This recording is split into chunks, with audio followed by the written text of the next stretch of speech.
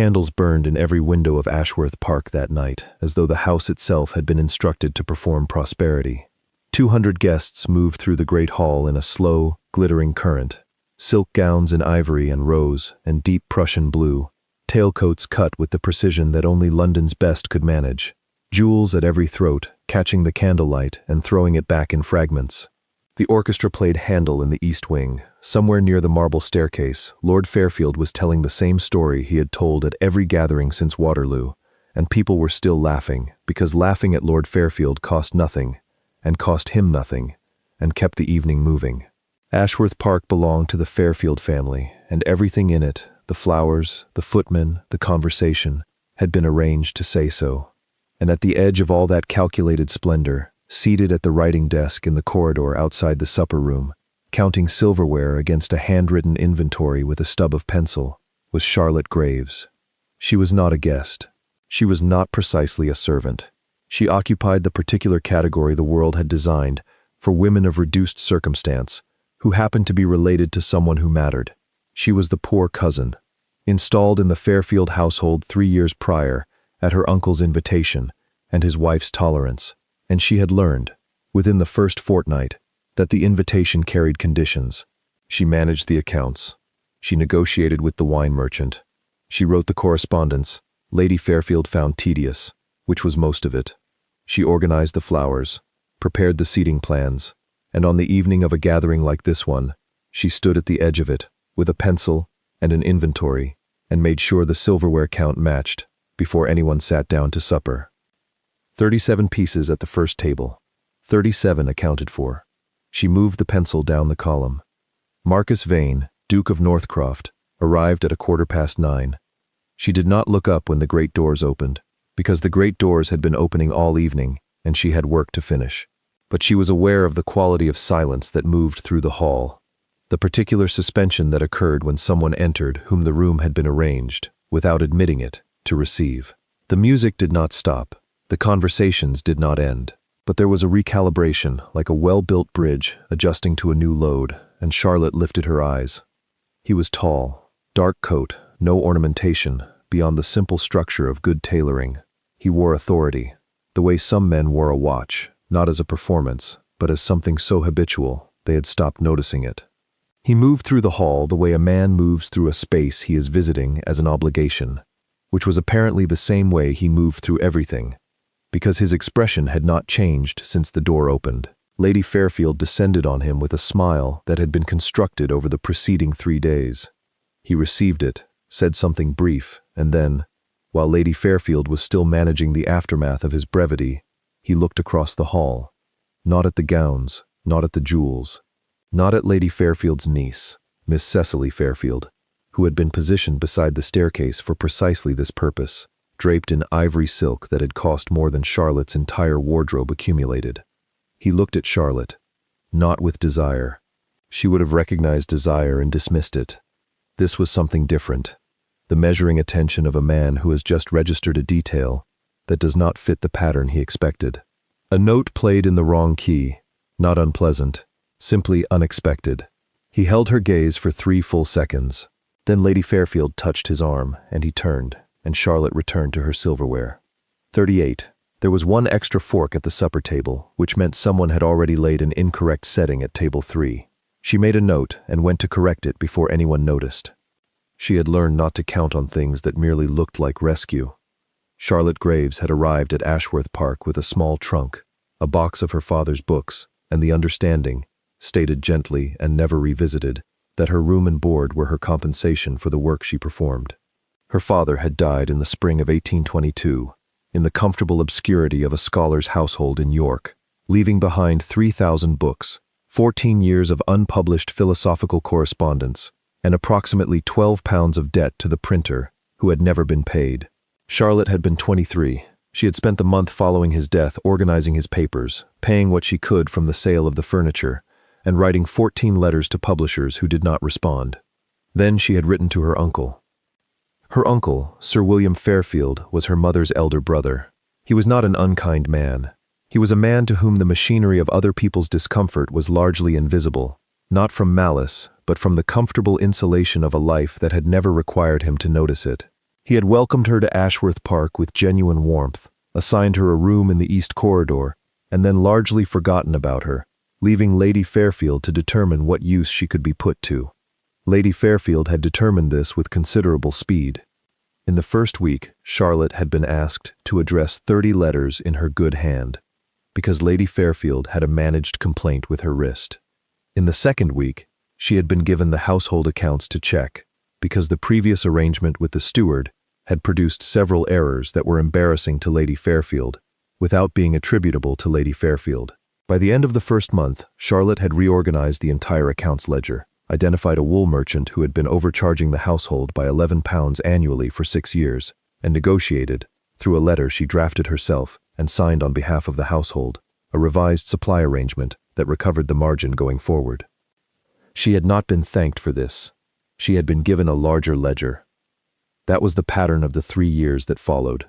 Charlotte managed the accounts, the correspondence, the household staff schedule when the housekeeper was ill, the flower arrangements for every gathering, the menu negotiations with cook, the seating diplomacy required when the Fothergill family and the Standish family were both invited, and their particular hostility had to be navigated without either of them noticing. She had balanced Ashworth Park's quarterly accounts against a 6% improvement in the second year and an 8% improvement in the third. She had done this without credit, without title, without wage, and without complaint, not from resignation, but from the decision she had made in the fourth week, standing in the cold corridor, outside the accounts room, at 6:30 in the morning, that she was not going to become less than she was, simply because the room she was in had not yet noticed what she was. She had been seen once, properly. It had been her father, near the end, when his eyes were failing him, and she had been reading to him from his own unpublished letters, reading them back to him, because he could no longer read them himself. He had listened with his eyes closed and then said, without opening them, "Charlotte, you have a mind like a bridge. You do not waver under load." He had said it the way he said most true things, quietly, without ceremony, as though it were simply an observation about the weather. She had not forgotten it. On the mornings when she rose at 5:30 to correct an error in the accounts before Lady Fairfield came down for breakfast, it was that sentence she returned to. Not as comfort exactly, as compass. She had been managing crises before breakfast for 3 years. She could manage this. The evening of the Ashworth gathering ended without further incident. She corrected the fork, finished her count, directed a footman to the problem at table 3, and spent the remainder of the evening at her desk outside the supper room, working through the outstanding correspondence, while 200 people celebrated 30 feet away. She was home before midnight. She rose at 5:30. She did not know, at the time, that Marcus Vane had left the party after 40 minutes. She did not know that before leaving, he had spoken privately to Sir William in the study, and that Sir William had spent the following morning with an expression that was a precise mixture of relief and discomfort, and had called Charlotte into the drawing room at 11 o'clock. And she did not know, until Sir William told her, that the Duke of Northcroft had a problem that required a practical solution, and that Charlotte Graves had been identified, before the party, before Marcus arrived, before that moment of measuring attention across the hall, as the solution. Marcus Vane had spent 3 days in London before the Ashworth gathering, reading a report his solicitor had prepared. He read it in the manner he read everything important, once at speed, to establish the outline, and then again slowly, noting the specific details that other people overlooked. The report was 41 pages. It concerned the household management history of Ashworth Park from 1820 to the present, with particular attention to the accounts and the correspondence. His solicitor, Mr. Edward Pemberton, who had served the Northcroft estate for 23 years and who recognized quality when he encountered it, whether it wore a title or not, had obtained the relevant ledgers through a contact in the Fairfield household and had annotated the margins in his cramped, precise hand. The annotations were largely single words. Improvement. When. Recovered. Man. Renegotiated. Original error corrected. Man. Margin identified. They accumulated across 14 months of quarterly accounts. By the last page, the accumulation was substantial. Pemberton had also appended a note in his own hand, which Marcus read last and read twice. I cannot determine who is responsible for these improvements from the household's formal accounts. The steward claims credit for the wool merchant arrangement. I believe this is incorrect. The negotiation letter in the April bundle is in a different hand, a woman's hand. I would suggest Your Grace attend the Ashworth gathering and observe the household management in operation. I expect you will find your answer. Marcus had attended. He had found his answer in approximately 4 minutes. He had watched Charlotte Graves from the moment she sat down at the corridor desk with her inventory pencil. He had watched the way she moved through the hall, not as a guest, and not as a servant, but as something the hall itself depended on, the way a keystone depends on nothing, while everything depends on it. He had watched her correct the footman's mistake, before the footman knew it was a mistake. He had looked at her, at 9:15, and thought, "There she is." With the particular stillness of a man who has been looking for a long time and had stopped expecting to find. He did not permit himself to think beyond that. He was not a man who moved forward on feeling. He was a man who moved forward on evidence, and the evidence was sufficient, and so he had spoken to Sir William in the study. Northcroft Estate had a problem. The problem was administrative in nature, though it was disguised as an emotional one, which was the sort of confusion Marcus had spent his adult life identifying and correcting. His mother had died when he was 17, and in the years since, the estate's accounts had been managed by a succession of stewards of decreasing competence. The most recent had retired 8 months ago. The one before him had, as Pemberton eventually discovered, been quietly misappropriating wool revenue for 4 years. The estate was not ruined. Marcus had personal resources sufficient to prevent ruin, but it was operating at a deficit that reflected badly on its management, and managing it properly required someone with the specific kind of intelligence that could not be hired from a posting notice. The dukedom also required him to marry.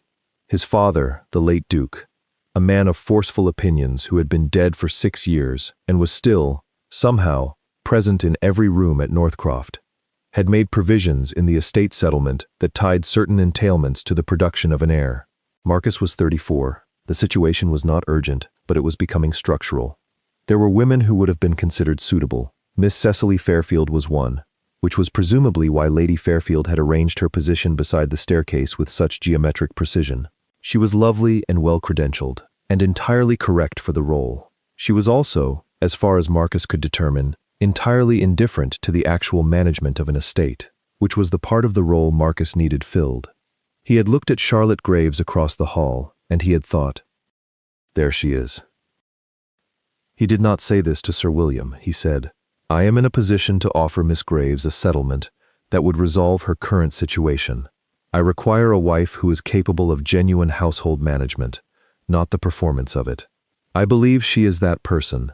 I intend to make the offer formally if Sir William consents to the approach." Sir William had said yes before the sentence was completed, with the mixture of relief and discomfort that comes from solving a problem you had not admitted was a problem. Lady Fairfield, when informed, had the grace to restrict her displeasure to a single afternoon. What Marcus had not told Sir William, what he had told no one, because there was no one to tell, and because he would not have said it even if there had been, was that he had gone back to the Pemberton report that evening, after leaving Ashworth Park, and had read the 14 months of account annotations again, in his study at his London house, with a glass of untouched brandy beside him. He had sat there for 2 hours. He had not touched the brandy. He had also, 3 weeks before the Ashworth gathering, done something he had not done in 14 years. He had opened the music room at Northcroft. His mother had played. The piano had been covered after her death, the room locked, the key moved twice before settling in a drawer in the library that no one opened. Marcus had opened it. He had not played. He did not play. He had simply stood in the doorway and looked at the covered instrument and the dust on the window ledge and the particular stillness of a room that had been waiting a long time. Then he had walked in, removed the cover, and opened the window. He did not know why he had done it. He did not examine the question. He stood in the corridor outside the music room for 20 minutes. Then he went back to his accounts. He would stand in corridors again, later, for different reasons. But that came after. Charlotte received Sir William's news at 11 in the morning, on the day after the Ashworth gathering, standing in the drawing room, with her hands folded in front of her, and she did not make a sound for approximately 30 seconds. Sir William, who was not comfortable with silence, filled it with a recitation of the offer's terms, which was useful because it gave Charlotte something to organize her thoughts around. The Duke of Northcroft was proposing marriage. He was 34, titled, and in possession of an estate in the North Riding that was described as substantial. The settlement he was offering was generous, her own annual income, secured by the marriage contract, independent of his discretion. He wished for a wife capable of managing the practical affairs of the estate and household. He would arrange for a formal introduction at Northcroft within the fortnight if she was willing to consider it. "He has not met me," Charlotte said. "He observed you last evening," Sir William said, with the particular imprecision of a man editing his words as he produced them. Charlotte considered this. "He observed me counting forks." "He observed the household management," Sir William said, which was more accurate and slightly more dignified, and they both allowed it to stand. She went back to her desk. She did not give her answer that morning. She thought about it completely, sat with the actual weight of it, turned it in her hands the way she turned a set of accounts, looking for the place where the numbers didn't balance. She was not a woman to accept a thing simply because it offered escape. She had survived Ashworth Park. She could survive it indefinitely. The question was not whether she needed this. The question was whether she was willing to walk into a household she did not know, with a man she had not spoken to, and build something out of that. The question was whether she was capable of it. She already knew the answer to that last part. She gave her answer the following morning. Yes, she would travel to Northcroft. Yes, she would consider the arrangement. She had 3 conditions, which she wrote out in her clear hand on a sheet of correspondence paper and presented to Sir William. The first, her settlement income must be specified in the marriage contract before she agreed to anything further. The second, she wished to review the estate accounts before accepting the final proposal, not after. The third, she would have a fortnight at Northcroft to make her determination. If she found the arrangement unworkable, she would return to Ashworth Park without incident. Sir William looked at her conditions for a moment, then took the letter and said he would forward them to His Grace's solicitor. Mr. Pemberton received the letter at his London office 3 days later and read it twice. Then he sent a note to Marcus that said, in its entirety, "Your Grace, Miss Graves has accepted the visit and attached 3 conditions. I have read them. They are entirely reasonable and suggest she is precisely who the account ledgers indicated. I recommend you accept them without alteration." Marcus read the note in his library at Northcroft, where he had traveled the week prior to open the house properly. He read it once, set it down, and wrote his reply. "Accept all 3. Send the full accounts for her review on arrival." Charlotte arrived at Northcroft on a Tuesday in October, 3 days before the first frost, in a hired coach with her small trunk and her father's books.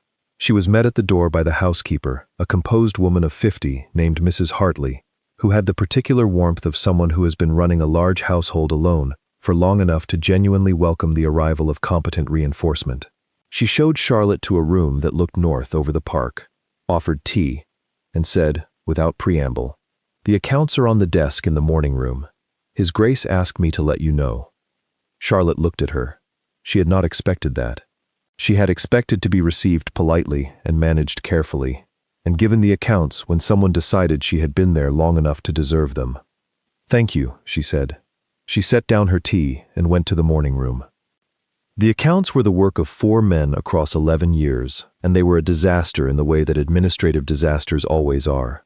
Not through any single catastrophic error, but through the accumulated drift of small misjudgments, uncorrected assumptions, and the systematic confidence of men who had never had anyone check their work.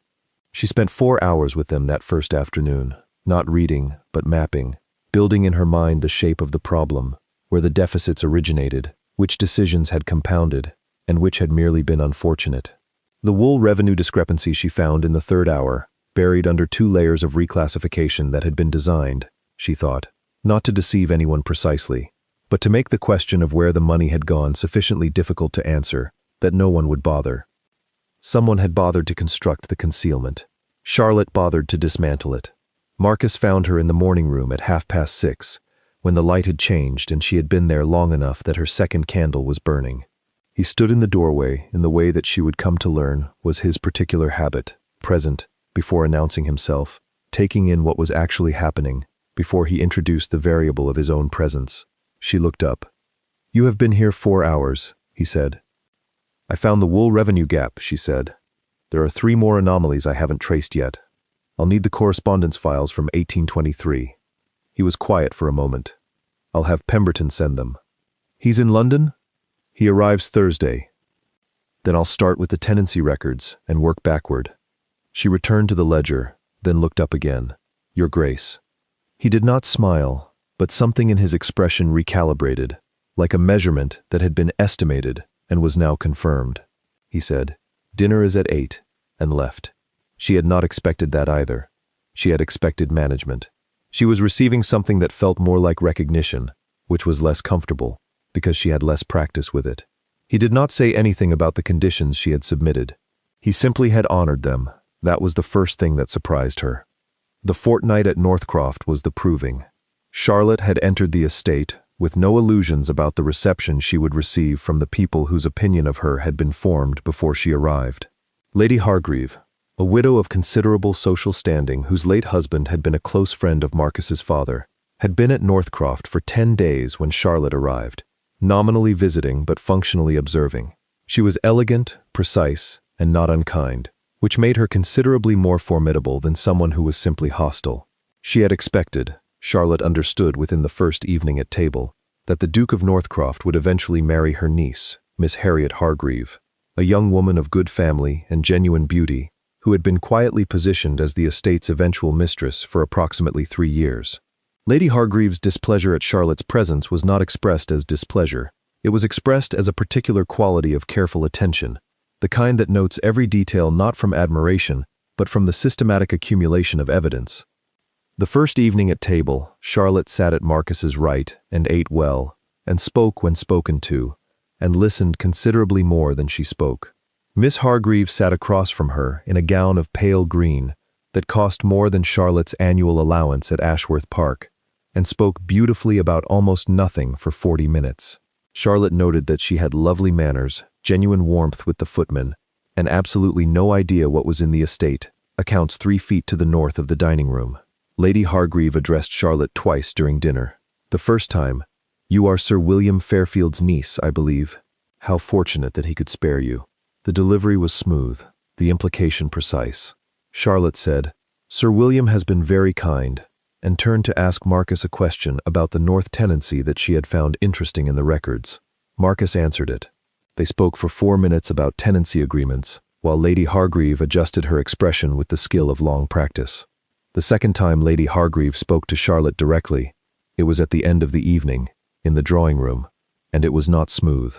It was, "I imagine managing accounts for a household like Northcroft must seem rather more demanding than what you are accustomed to, Miss Graves." The room was not large. There were 6 people in it. Everyone heard. Charlotte set down her tea. She said, "I managed the accounts for Ashworth Park for 3 years, Lady Hargreave. The household runs on 11% better margin than it did when I arrived. I expect I'll find the adjustment manageable." She picked up her tea again. "The Northcroft wool records are rather more interesting, actually. Has anyone else noticed the 1723 discrepancy in the waybill registers?" No one had, because no one had looked at the waybill registers.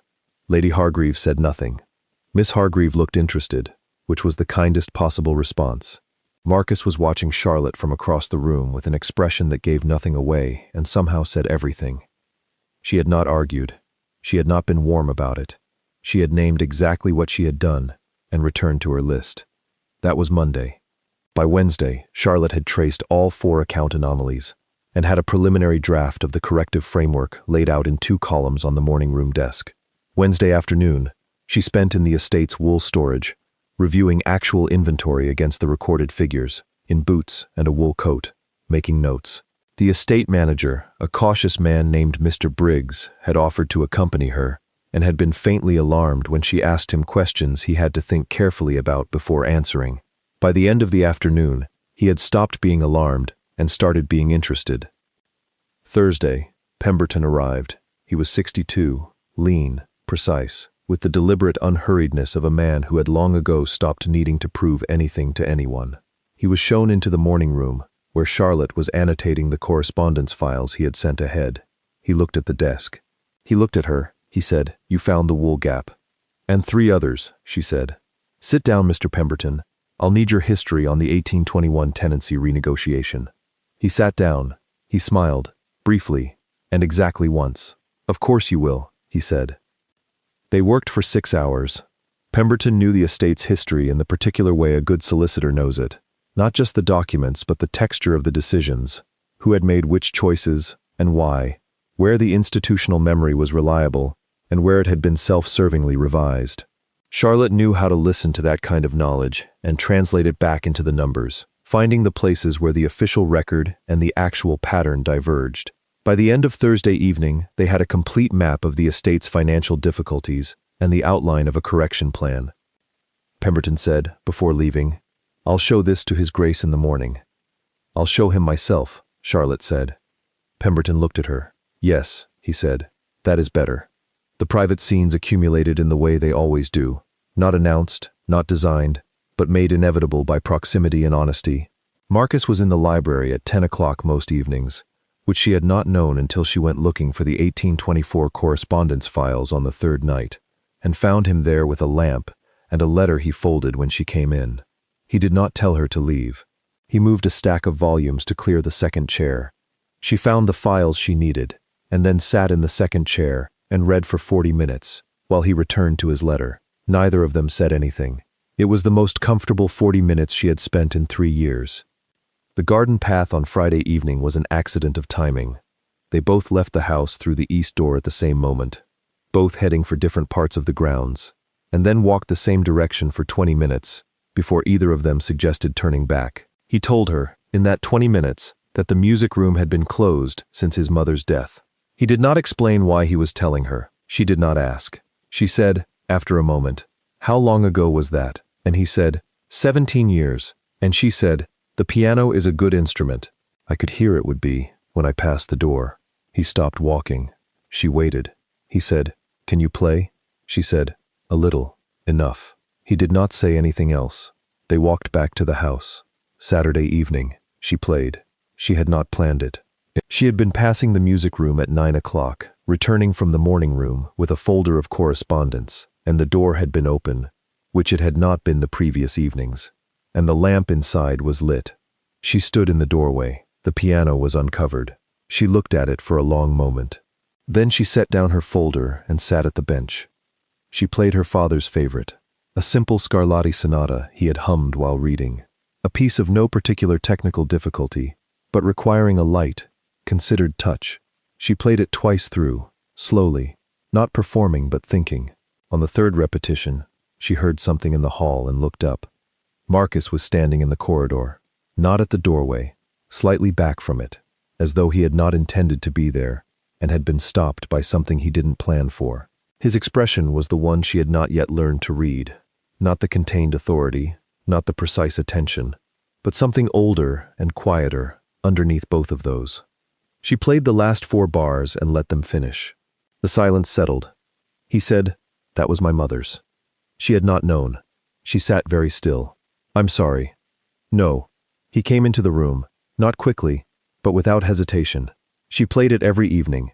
"I stood in this corridor when I was 12, because she told me to practice, and I wouldn't, and I listened anyway." He stopped beside the piano and looked at it. 14 years since I heard it. Charlotte looked at her hands on the keys. Then she looked at him.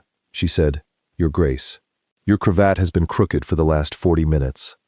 He looked at her. She stood up from the bench, reached up, and straightened it. 2 small adjustments, the whole business taking perhaps 5 seconds, her hands precise and impersonal and entirely steady.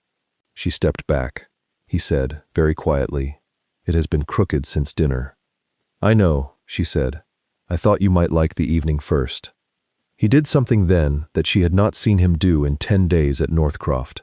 He removed his coat, simply took it off and draped it over the piano bench, and sat down in the chair beside the instrument and said, "Play it again." She sat back down and played it again. He sat in the chair and listened. Neither of them said anything further for a long time. The professional opposition assembled itself more formally at the end of the second week, in the form of a dinner that Lady Hargreave had arranged, with, Charlotte understood, Marcus's partial cooperation, because he had told Charlotte about it the previous evening in the library, with the same directness he applied to everything. "There are investors in the Northern Wool Cooperative who have an interest in the estate's arrangements," he said. "They will be at table Friday. They will have opinions about the management changes you've drafted." "They will have opinions about me," Charlotte said. "Yes." "That is fine," she said. She returned to her correspondence file. "I'll prepare a summary document." He looked at her for a moment. "You are not alarmed." "I have managed Ashworth Park's creditors," she said, "while wearing last year's dress and no title at all. I expect I can manage a dinner." He did not smile, but there was something in his stillness that she had begun to recognize as the version of warmth that Marcus Vane permitted himself. A slight settling, like a building that has found its proper load.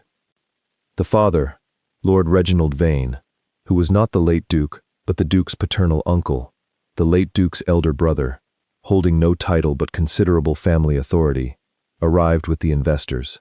He was 68, formidable, and accustomed to the weight of his own certainty. He had opposed the match from the moment Marcus's letter reached him. He opposed it not with malice, but with the principled structural objection of a man who believed he understood exactly what a dukedom required, and what it couldn't afford. He had told Marcus, in a letter Charlotte had not read, but whose contents she could have predicted with accuracy.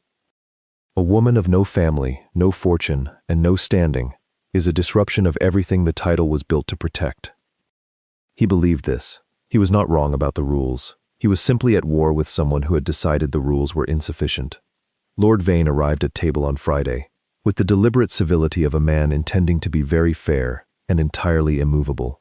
He spoke to Charlotte twice in the first hour. Both times, he asked her questions about the estate that were designed to be answerable in only one of two ways, with the vague generality of someone who had been briefed, or with the specific detail of someone who had actually done the work. He was experienced enough to know the difference. Charlotte answered with specific detail. Every time. The wool cooperative margin, the corrected tenancy rate for the North Quarter, including the rationale for revising it down 3% in the second year, and back up 4% in the third. The projected annual recovery from the 4 account anomalies, totaled and broken down by category, with the timeline she and Pemberton had agreed was realistic. Lord Vane listened. His expression did not change. But he asked a 5th question, which he had not planned to ask, and a 6th, and by the end of the dinner, he had stopped asking questions, and was simply eating his food, with the expression of a man recalculating something he had been certain about. He did not recalibrate visibly. He was not the type, but after dinner, when the men had their port and Charlotte had retired with the ladies, Pemberton told her the next morning that Lord Vane had said one thing to Marcus in the dining room, unprompted, before the conversation moved on. He had said, "Where did she get the accounts training?" Marcus had said, "From necessity, I believe."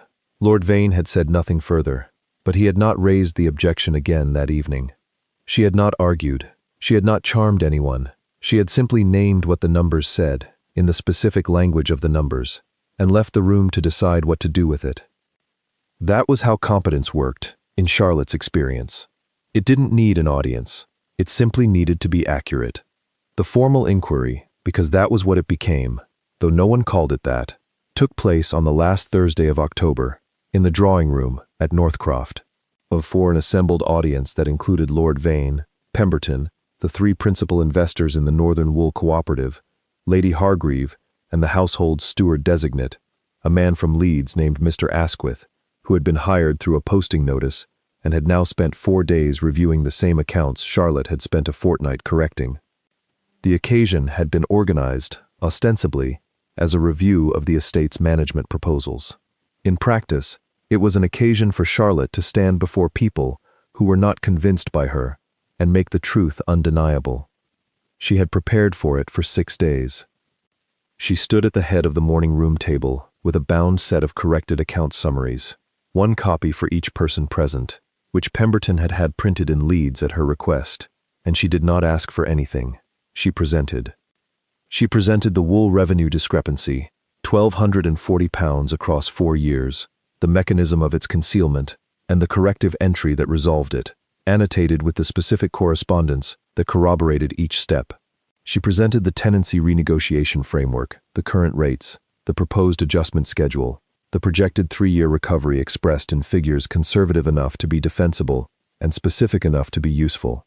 She presented the account anomalies, 4 of them, their origins, their correction, and the management structure she and Pemberton had designed to prevent their recurrence. The room did not erupt. There was a long moment of the particular silence that occurs when a document set is being read by people who are discovering that the documents say exactly what they have been told the documents say, which is surprising in a way that professional audiences are not prepared to admit is surprising.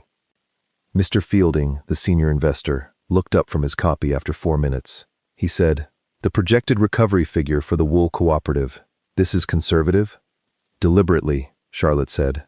"I've based it on the actual yield averages for the last 3 years, not the projected figures.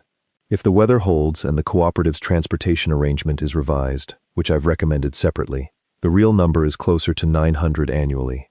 I didn't include that in the presentation because I can't document the transport revision yet." Fielding looked at her. He looked at his copy. He said, "Pemberton, did you review this?" "I contributed the legal history," Pemberton said. "Miss Graves produced the analysis. The person being overlooked in any room is often the person keeping the room standing." Lord Vane was reading his copy with the expression of a man who had come expecting to be fair and was being made to be genuinely impressed, which was not the same thing and was considerably less comfortable. He did not say anything during the presentation. After it concluded, when Fielding and the other investors were speaking to Pemberton about the implementation timeline, Lord Vane rose and crossed the room to the window where Charlotte was gathering her materials. He stood beside her for a moment. Then he said, without looking at her, "This is thorough work." Charlotte said, "Thank you, my lord." He said, still not looking at her, "I expressed certain objections to my nephew's intentions." He stopped. He did not finish the sentence in the direction he had started it. He said, "Instead, Northcroft's accounts have not been in this condition in 11 years. He picked up his hat from the windowsill and walked out of the room. That was all. It was not warmth. It was not apology. But it was acknowledgement, precise and private, from a man who had never in his life given acknowledgement easily, and Charlotte understood its weight completely. She pressed one hand briefly against the edge of the table, then straightened and gathered the rest of her materials. The investors concluded their discussion with Pemberton. Lady Hargreave spoke quietly to Miss Hargreave by the fireplace, in a tone that Charlotte did not try to hear. The room was different than it had been when she walked into it. That was what it felt like when a room changed, not a dramatic rearrangement, but a settling, like a foundation that has had its cracks correctly pointed and is now carrying its load properly. Marcus came to find her in the garden an hour later. She was sitting on the stone bench beside the kitchen garden wall, not particularly cold, despite the October air, with her folder of materials on her lap and the particular stillness of someone who has completed a large piece of work and is now simply existing for a moment before the next one begins. She heard his footsteps on the gravel path and did not turn around. He came around the bench and sat beside her, not at a distance, not with ceremony, but with the directness that she had come to understand was his version of familiarity. He looked at the kitchen garden. She looked at the kitchen garden. They sat there for a minute. He said, "Fielding wants to increase his position in the cooperative." "I expected he would," she said. "He said my uncle spoke to you." "He did." "What did he say?" She looked at him. "That the accounts haven't been in this condition in 11 years. Marcus was quiet for a moment. Then he said, "He told me they hadn't been in this condition since my mother was alive." He paused. "She managed them. After my father's steward left in 1808, she managed them herself for 4 years. Nobody has said so. It was recorded in the household books as the steward's arrangement, but Pemberton found her handwriting in the margins." He stopped. Charlotte looked at him. "That is where you learned to recognize it," she said. "The handwriting in the margins." He looked at her. "Yes." She said, "Your Grace." "Marcus," he said, "I think, given the considerable intimacy of the last fortnight, Marcus is appropriate." She considered this for exactly as long as it required. "Marcus," she said. He did not say anything for a moment. "Then I have a second proposal. Not the formal one. That was the arrangement. The expedient one. This is different." He looked at the kitchen garden again, as though the words were easier to say to something that was not looking back at him. "I am not a man who says things because they are appropriate or because his position requires them. I have said very little to you in the last 14 days that I did not mean precisely. This is one more thing that I mean precisely." He stopped. He looked at her. "I would like you to stay at Northcroft, not as the estate's manager, though I am grateful for that, and I want you to know I understand what it is. As my wife, because you are the first person in 14 years who walked into that room and played her piece without knowing what it was. And when I stood in the corridor afterward, I was not." He stopped again, pressed his jaw together. "I was not as alone as I have been. That is the specific true thing I can give you." Charlotte listened to all of it. She looked at the kitchen garden and thought about it the way she thought about everything, completely, without hurry, turning it in her hands and looking at the weight of it. Then she looked at him. "I will stay," she said, "because you opened the window in the music room before I arrived, and because you sent the accounts to the morning room on the first day, and because when your uncle came into this house to oppose your choice, you did not explain me to him. You let me explain myself." She paused. "And because I have been doing very careful work for a very long time, and I would like someone to know it is mine." He looked at her for a long moment. Then he took her hand, her bare right hand. She had left her gloves inside, and held it. Not a formal gesture, simply that. His hand around hers, in the October garden, with the frost coming in on the air, and the kitchen garden going bronze at the edges. He did not say anything else. He simply stayed. The public moment came 3 days later, at the autumn assembly in Harrogate, an event Marcus had agreed to attend before Charlotte's arrival, which now acquired a different character. The room was full, in the way northern assemblies were full. Wool merchants and their wives, county families, a scattering of title, the full horizontal breadth of a society that knew everyone's business and was ready to form opinions about the Duke of Northcroft's choice before the Duke arrived. Charlotte wore the better of her 2 evening dresses, a dark green silk she had let out slightly in the autumn because she had eaten regularly for the first time in years, a fact she noted without sentiment. She had no jewelry beyond her mother's pearl earrings. She walked into the room beside Marcus, and the room did what rooms do, it looked. Lady Hargreave was there, with Miss Hargreave beside her. Fielding was there, 3 other investors from the cooperative, the Northcroft tenants' families, 2 of whom Charlotte had already met in the estate's morning room, and who greeted her with the specific warmth of people who have looked at revised tenancy agreements and found them fair. Lord Vane was not there. He had returned to his own estate, but his absence was its own kind of statement. The whisper campaign had already done its preliminary work. Charlotte was aware of it. The word, unsuitable, was doing good business on the room's perimeter. Poor relation was also in circulation, and somewhere to her left, someone said something about accounts, in a tone that intended condescension. She did not accelerate her pace or adjust her expression. She moved through the room, the way she moved through every room, as though she had work to do, and intended to do it. Cecily Fairfield, who was there, because the Fairfields had been invited, came to speak to her at 8:30. She was genuinely kind, which Charlotte had suspected and was now confirmed. She said, "I think it is very good, Charlotte. I think he chose the right person," and she said it without drama, which was the best way to say it, and Charlotte thanked her and meant it. The moment came at 9 o'clock when the assembly's chairman, an elderly magistrate named Crowther who had known Marcus since his boyhood, called for a general address from the floor, as was the custom at the autumn gathering. Marcus stood, the room quieted. He spoke briefly in the language he used for everything, plain, precise, without ornamentation. He said the estate's accounts were in order for the first time in over a decade. He said the Northern Wool Cooperative arrangement had been revised to the benefit of all parties. He said that he was grateful to Mr. Pemberton for his 23 years of service, and to the investors for their patience during a period of transition. Then he looked at Charlotte, in the specific way that had nothing to do with performance, and said, "The work of the last fortnight was Miss Graves's. The corrective framework, the account analysis, the tenancy revision, all of it. I want that on record before this room, because it deserves to be on record." He paused. "I have also asked her to be my wife, and she has done me the honor of agreeing. I wanted this room to know that as well." He crossed to where she stood. He took her hand, her gloved hand this time, and brought it to his lips. Not briefly. He held it there for a moment, in front of 300 people, with the particular deliberateness of a man who has decided something and is making that decision visible to everyone who needs to see it. The room did not erupt. There was a long, suspended moment. Then Fielding began to applaud, slowly, and the Northcroft tenants followed, and then the rest of the room caught up in the gradual way of people who are recalibrating their position. Lady Hargreave did not applaud, but she did not leave. She stood at the edge of the room with the expression of a woman who has looked at the evidence and understood, finally, the full scope of it. Miss Hargreave applauded warmly and caught Charlotte's eye and smiled. Charlotte returned it.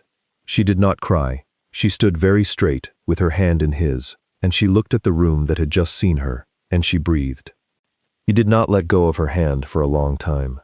They married in November, at the church in the village below Northcroft, with Pemberton as witness, and Mrs. Hartley crying quietly in the third pew, because she was a practical woman, but not an unfeeling one. Charlotte wore the green silk again, with her mother's earrings. Marcus wore his dark coat and a cravat that was, for once, perfectly straight from the beginning of the evening, which she noticed and which made her look at him with a slight expression he met directly and without apology. There was a wedding breakfast in the great dining room that Charlotte had organized herself, not because no one else could have done it, but because she found the doing of it satisfying in the specific way that all competent work was satisfying, the quiet, careful assembly of something that would work. The private moments of the weeks after the wedding she did not inventory. They were not reducible to inventory. He came to find her every evening. She went to find him. They met, generally, in the library, and then at some point, one of them suggested the music room, and she played for a while, and he sat in his chair, and listened, and sometimes said something, and sometimes did not. The cravat was never crooked again after the evening she had straightened it, and she was never again asked to count silverware, and she did not think about either of these things as victories, exactly. They were simply the correct arrangement of things. Pemberton came to Northcroft in the spring with the final corrected accounts, bound in a new ledger, and Charlotte spent 3 days reviewing them with him at the morning room desk. The recovered wool revenue was £920 in the first full year of the revised arrangement, £30 above her most optimistic private estimate. Pemberton made a note in his cramped hand. M. Graves' analysis confirmed. She kept the ledger. The professional legacy spread more slowly, in the way such things do when they have no champion and no announcement, through the practical evidence. 2 neighboring estates, whose stewards had spoken to Mr. Briggs at the cooperative meetings, asked, with what presented itself as casual curiosity, whether the Northcroft account framework was available for review. Charlotte wrote up the methodology in a clear 12-page document and had Pemberton distribute copies. By the following year, 3 estates in the North Riding were operating from a version of it. She received no credit, formally speaking. The framework simply became the way things were done. Lord Vane came to Northcroft at Christmas. He was stiff about it in the way he was stiff about everything, and he said nothing direct, and he stayed 4 days and ate at their table every evening, and spoke to Charlotte on the 3rd evening about the corrective framework, in the technical language of the accounts, for 20 minutes. It was not warmth, it was commerce. But commerce with Lord Vane was as close as Lord Vane got to something more, and Charlotte accepted it for what it was. Their son was born in December of the following year. They named him James William Vane, for the grandfather who had never properly looked at him, and the great-uncle who had looked and been fair about it. He was born at 4 in the morning in a snowstorm, which seemed appropriate, and he had Charlotte's precise dark eyes and Marcus's precise stillness, and when he was 6 months old, he had already developed the habit of regarding the adults around him with an expression of measuring attention that made Mrs. Hartley laugh every time she saw it. He was healthy and loud and completely himself from the first morning, and the dukedom's succession, Pemberton confirmed in his annual estate summary, was secured. Charlotte's annotated account framework, distributed to 12 northern estates by the 3rd year, was adopted in a revised version by the Wool Cooperatives Advisory Board and incorporated into the standard guidance issued to cooperative members across the region. It was attributed in the guidance document to the Northcroft estate. She had known it would be attributed that way, and she had not objected, because the work reaching the people who needed it was the point. The attribution could look after itself. The life they built was not arranged the way the world had arranged things before. It was arranged the way she arranged accounts, with the logic of what actually worked, not the logic of what was expected. He managed the estate's external affairs. She managed the accounts and the household, and the cooperative correspondence, and the annual review cycle, and, increasingly, the advisory inquiries that came from neighboring estates who had heard, through the particular informal network by which such things traveled, that the Duchess of Northcroft was someone worth consulting. She answered the inquiries. She kept her own ledger. One evening in the spring, when James was almost 2 and had spent the morning escaping the nursery in a series of determined sallies that Mrs. Hartley had intercepted with increasing admiration, Charlotte was at the morning room desk at 7 o'clock, reviewing the spring tenancy figures, when she heard footsteps in the corridor. They stopped outside the open door. She did not look up. She heard Marcus there, not entering, simply present, in the doorway, the way he had been present outside the music room on the first evening she played.